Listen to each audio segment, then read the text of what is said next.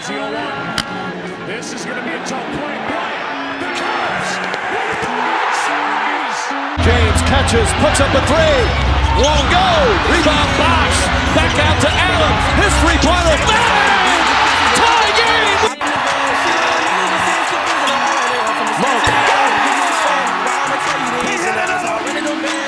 Back today, so I got time to be tripping or writing no love song. Yeah, writing no love song. We all experience love loss. Yeah. What's up, everybody? This is Parker with TakeHisWhistle, and I guess that I need a name. I need a name for this, whatever this is, because this is more or less the third episode that I have recorded on the TakeHisWhistle channel, and again, we're back with more Kentucky basketball news. Today is much better though, as we finally get a win on this incredibly tough road. The stadium called Rupp Arena. It is one of the hardest places to play in if you're Kentucky, and we got to win. We broke our 3-game home streak as we beat the Ole Miss Rebels 75-63. This was potentially this was our best overall game of the season, if not our best overall game in the past couple weeks through this rough stretch.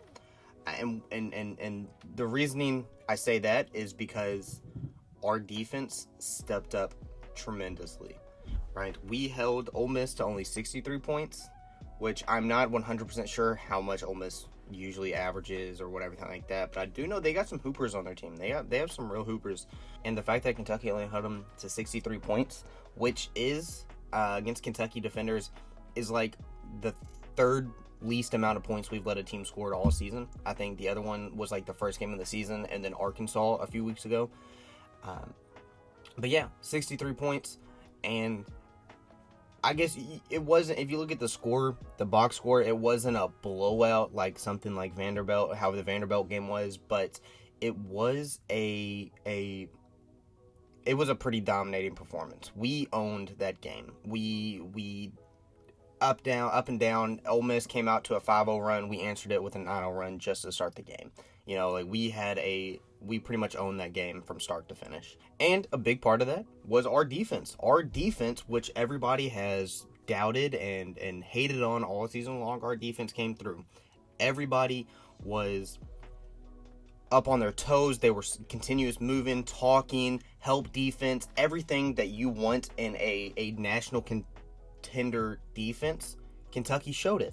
Now, don't get me wrong, that we still have a long ways to go. There were still open shooters, there were still easy paint shots, but you're dead wrong if you don't think that there was a major increase in our defense efficiency this last night. I'm recording it a day late, but last night our defense definitely took a step up, and the game ended at 9 p.m. So I by the time I recorded and edit that video and got it posted, it would have been extremely late, and I just wanted to do this video the next day, especially just kind of see what Coach Cal and some of the players had to say about the game, and kind of just do a little bit more research.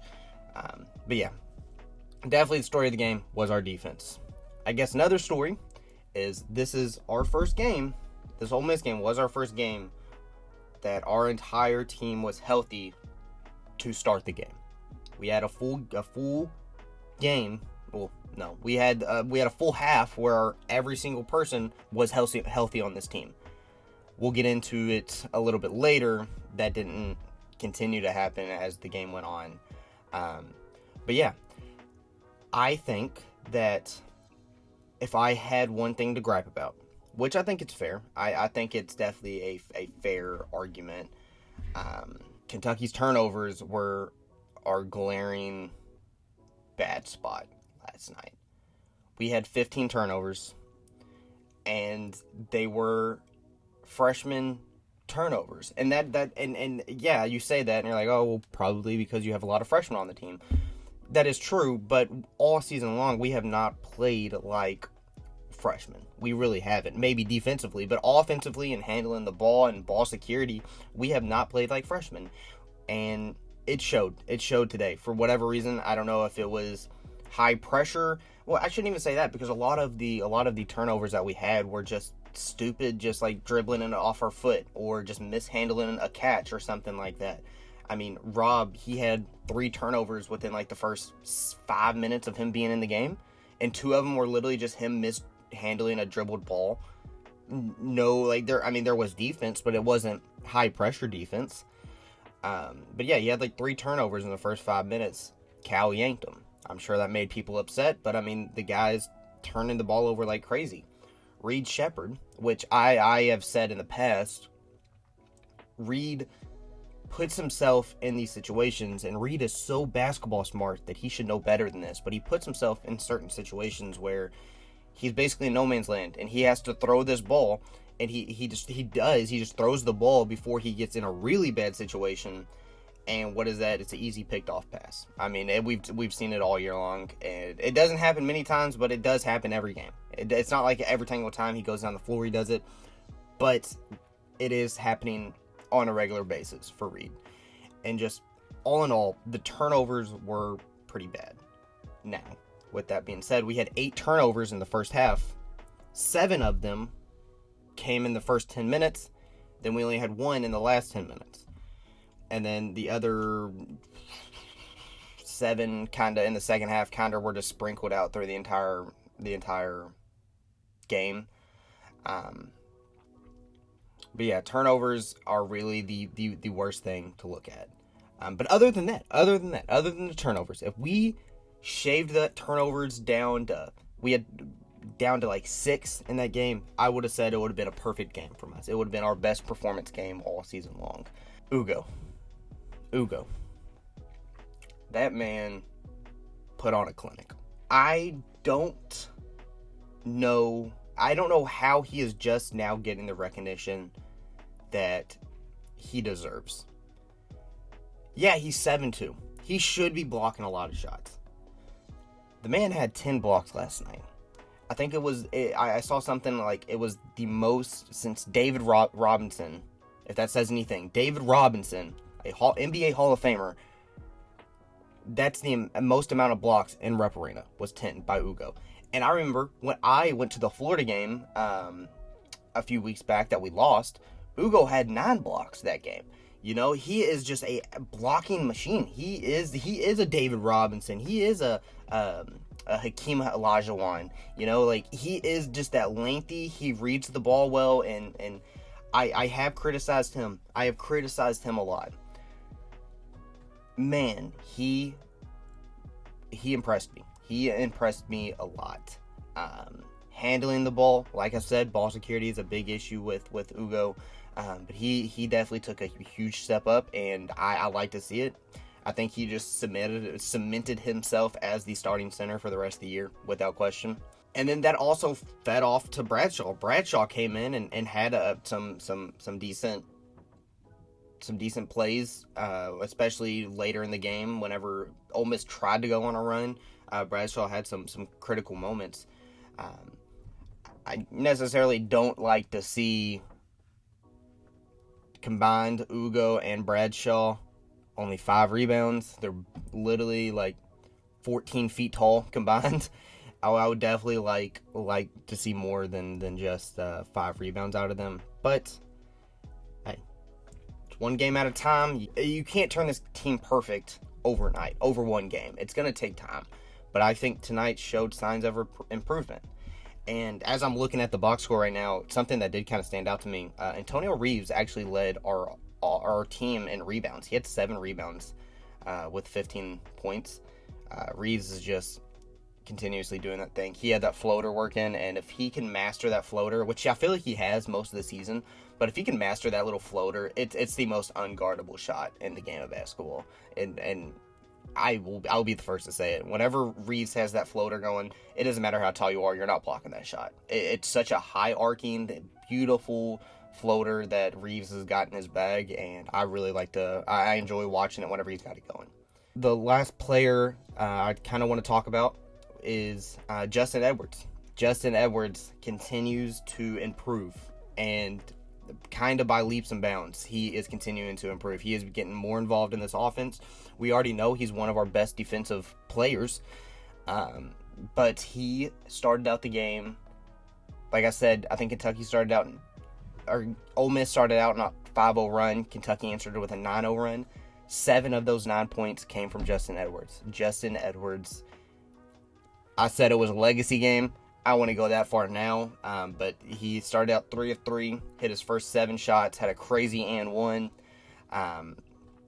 and yeah, Justin Edwards is continuously improving, and I can tell he's getting more confidence. He's getting more comfortable playing on the big stage, and you know, I'm sure the man's I'm sure this man is upset with himself, just frustrated with himself. This is not the season that he anticipated. I'm sure he thought that he was going to average 20 points a game, be the first overall prospect in the draft.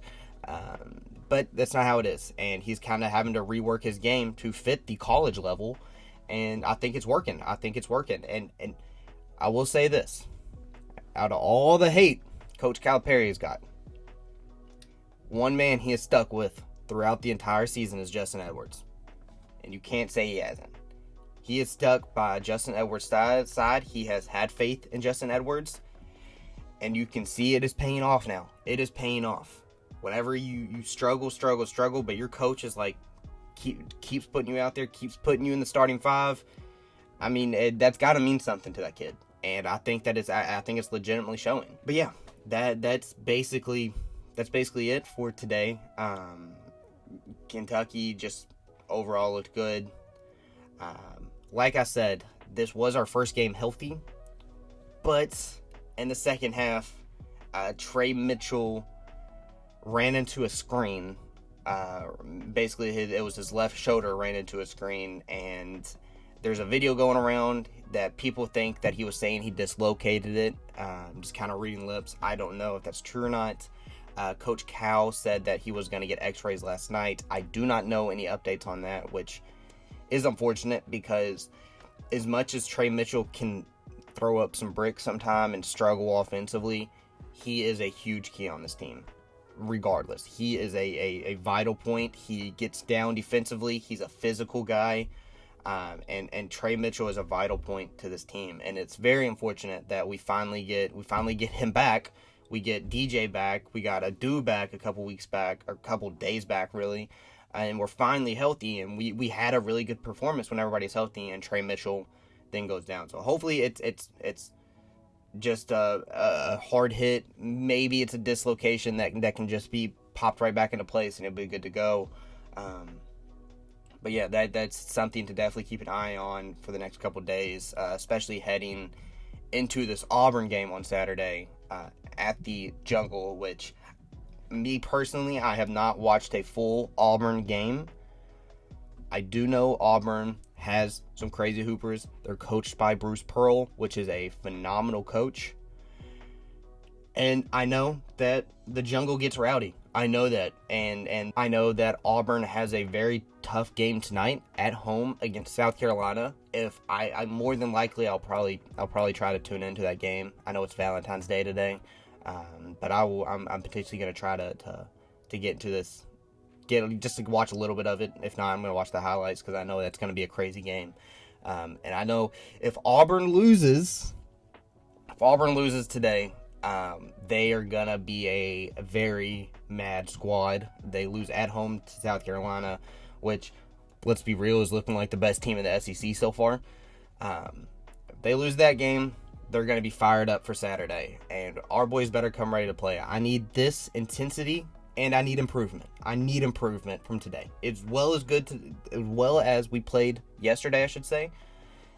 I'm going to need more of that, and more on Saturday, because Auburn's not going to take us lightly, and Auburn's going to try to kill us. They're going to come ready to play. We know that. Bruce Pearl's a great coach. Is Cal going to get the guys ready? But yeah, that's everything I got today. I will more than likely be back on Saturday night after the Auburn-Kentucky game.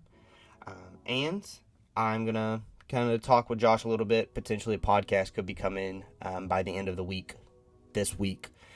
So yeah, it's a exciting time. Kentucky finally back in the win column, and we kind of have a defense. So that's going to do it for me, and I will see you guys in the next one. Peace.